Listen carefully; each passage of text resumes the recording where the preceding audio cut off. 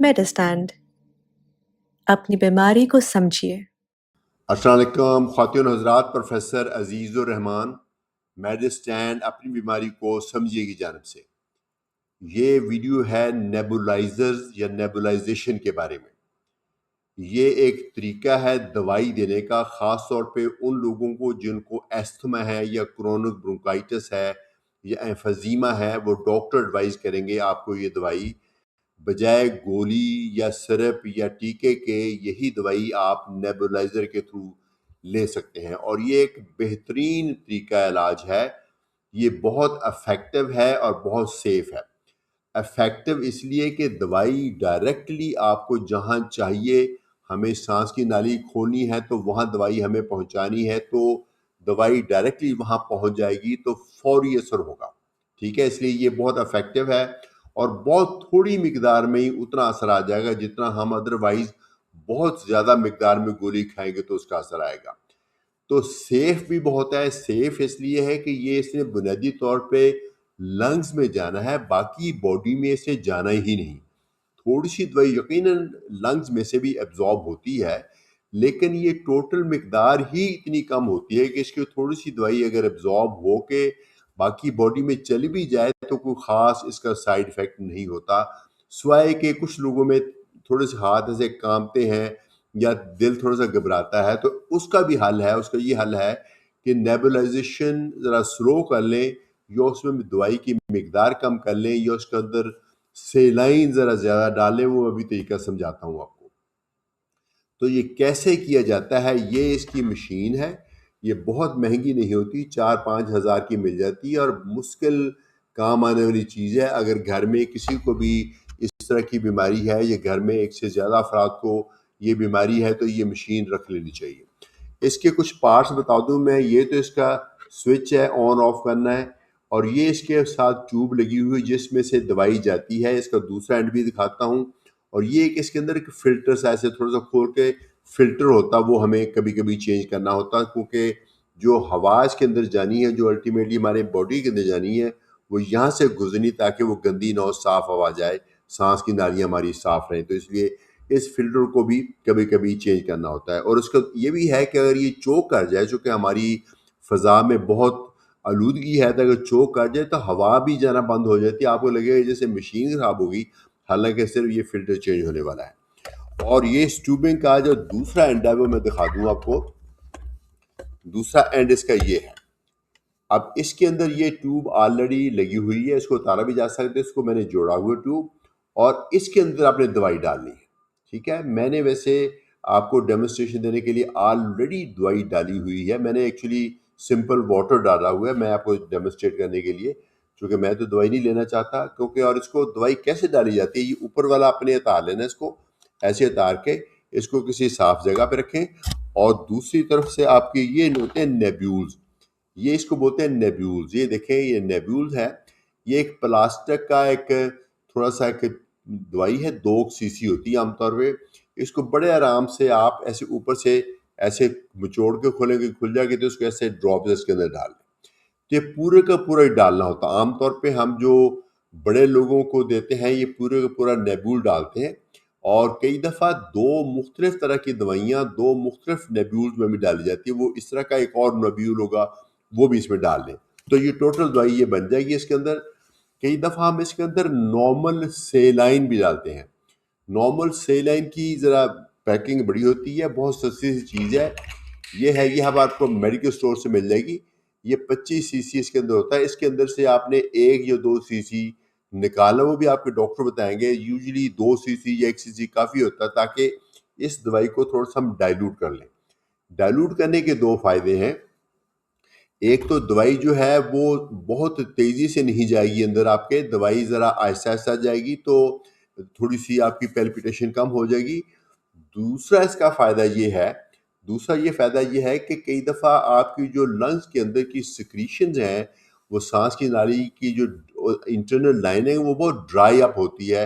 तो ये सेलाइन उसको थोड़ा मॉइस्ट कर देगा, तो सिक्रीशंस को भी थोड़ा-सा नरम कर देगा, उनको निकालने में आसानी हो जाएगी। तो ये हो गया, तो इसके अंदर दवाई डालने के बाद इसके ऊपर हमने वो डालना है, इसका जो कवर है, हाँ, ये इसका कवर है ये जो मैंने निकाला था, इसकी ये उसके अंदर अलाइन करके ना, अंदर इसके अंदर ट्यूब सी होती है, ये इसके अंदर अलाइन करके आपने इसके अंदर डाल के ऐसे डाल के इसको बंद कर लेना है टाइट। और जब ये नेबुलाइज करना है, इसको टाइट मैंने कर लिया, नेबुलाइज करना तो इससे वर्टिकली पकड़ना है। अच्छा, वर्टिकली पकड़ने के बाद इसके दो तरीके मैं आपको सिर्फ दिखाना चाहता हूँ, अभी अभी नेबुलाइजेशन शुरू नहीं की, अभी ये इसके ऊपर लगेगा वो मास्क। तो अभी आपको सिर्फ दिखाने की खातिर मैं मशीन ऑन करता हूँ, आप देखिएगा इसके अंदर से ये आवाज़ भी मशीन का, ये आवाज़ निकलनी शुरू हो गई दवाई। ये असल में ठंडी भाप है, इसके अंदर दवाई मिक्स है और कोई खास चीज़ नहीं इसके अंदर। और इसको सांस की नाली में जब जाएगी तो यही चीज़ आपकी सांस की नाली में खोलेगी। अभी इसको मैं कर देता हूँ बंद, और इसके ऊपर हमें चढ़ाना होता है ये मास्क। मास्क देख लीजिए, इसकी शक्ल देख लीजिए, मुख्तलिफ साइजेस के मास्क होते हैं। जब आप नहीं लेंगे तो आपको 2 या 3 डिफरेंट साइजेस के मास्क मिलेंगे। ये एक एवरेज एडल्ट साइज मास्क है। इसकी शक्ल बताती है कि ये ऊपर नाक पे जाएगी जगह, ये नीचे जाएगी, और ये इसके अंदर एक प्लास्टिक का सा लगा हो ताकि ये स्टेबलाइज करने के लिए। इसको इसने आपने ऊपर चढ़ा लेना, इसको ऐसे वर्टिकली अच्छी तरह टाइटली चढ़ा लिए ताकि यहाँ से दवाई ना ज़ाया हो। अब मैं इसको मुंह के ऊपर लगा के बताऊंगा कैसे लगाते हैं, लेकिन जब मैं मुंह के ऊपर लगाऊंगा तो उस वक्त मैं नहीं बोलूंगा, क्योंकि फिर शायद आपको आवाज़ क्लियर ना आए। कुछ पॉइंट्स मैं भी एक्सप्लेन कर दूं। ये दोनों तरफ सुराख होते हैं, यहाँ से कुछ दवाई आपको निकलती हुई नजर आएगी। आप ये ना समझिए कि दवाई ज़ाया हो रही है, वो थोड़ी सी ज़ाया हो भी गई तो कोई बात नहीं, इसके अंदर वाफर दवाई होती है। लेकिन इनका खुला रहना इसलिए ज़रूरी है कि जब आपने ब्रीथ इन करना है, जब आपने सांस अंदर ले जाना है, तो यहाँ से हवा मिक्स होकर जाएगी। ये इसके अंदर से जो हवा जाएगी उसके साथ ये हवा मिक्स होकर फिर वो डाइल्यूट होकर अंदर जाएगी। ठीक है, तो इसको हमने ऐसे रख के नाक के ऊपर ऐसे ही चढ़ा चढ़ा लेना है, और ये करके और मशीन को ऑन कर देना है।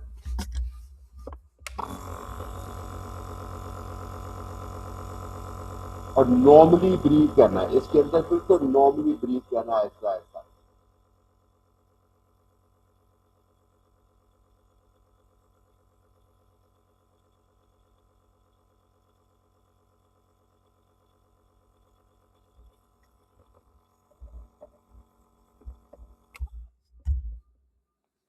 ये अब उसको उतार दिया मैंने। अभी अभी नेबुलाइजेशन मुकम्मल नहीं हुई थी, सिर्फ डेमो के लिए मैंने आपको थोड़ा सा दिखाया। तो कब नेबुलाइजेशन मुकम्मल होती है? जब ये पूरी पूरी दवाई ख़त्म नहीं होती, जिसको आधा पौना घंटा भी लग सकता है।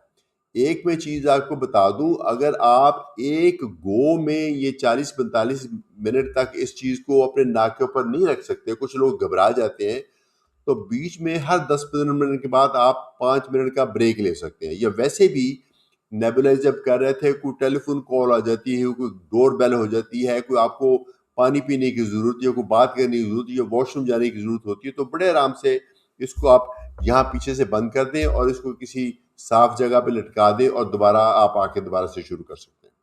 ठीक है, एक तो ये तरीका है। दूसरा, कुछ लोग ये मुंह के ऊपर मास्क रखना नहीं पसंद करते, उनके लिए एक और चीज़ है, वो भी मैं आपको दिखाता हूँ। वो दूसरी चीज़ ये है, ये माउथ पीस कहलाता है। वो मास्क है, ये माउथ पीस है। इसको भी आपने उसको उतार के इसको इसके ऊपर टाइटली फिट कर लेना, और ये जो चीज़ है आपके मुंह के अंदर जाएगी। इसको आपने ऐसे मुंह में डाल के इसके अंदर से मुंह से सांस लेना है।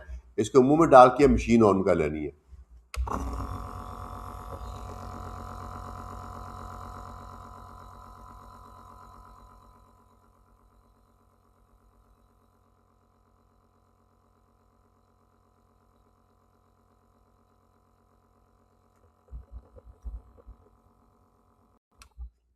ये करके आप इसको फिर भी दोबारा कर सकते। जब आपकी नेबुलाइजेशन मुकम्मल होगी, मुकम्मल तब होगी जब ये खाली हो जाएगा।